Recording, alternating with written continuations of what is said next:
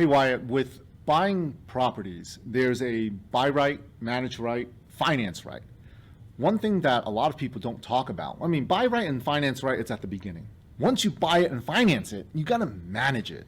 It's not very sexy for most people. I initially thought it was managing right. I mean, what do you gotta do? Just put in the property manager and they take it down, right? They just execute the business plan. What I didn't know was I didn't know that was one of the most, if not the most important part of making sure a property goes well. What's a third party? Explain that. Yeah, a third party property manager. Yeah. So someone that owns the business, that is managing the properties that I am paying to do. They don't own the property. I'm just paying them to manage the property. Okay. And unfortunately, they don't care about the property like the owners do. Right. Usually, if you find a good third party, hang on to them. But it's very, very difficult to find a good third party manager. Right. We know about that too. Yes. So I then started a management company because I had a great business plan. We had great debt, but we just weren't operating. We weren't executing the business plan. The property manager wasn't raising the rents. He wasn't kicking out the delinquent tenants. We had repairs that were going insane. And so our costs were just skyrocketing and it wasn't good. So I started the management company, and that has given us full control over everything we've done.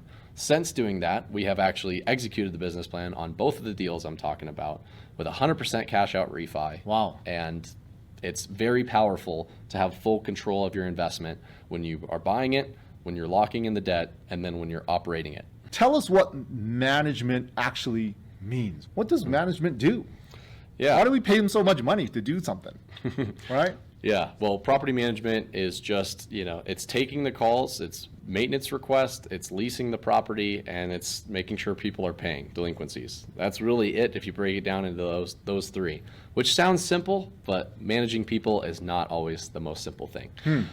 And I'll start off with, I initially got into real estate not wanting to do management. Right. It was a couple years ago, I was doing deals, and I was buying them right.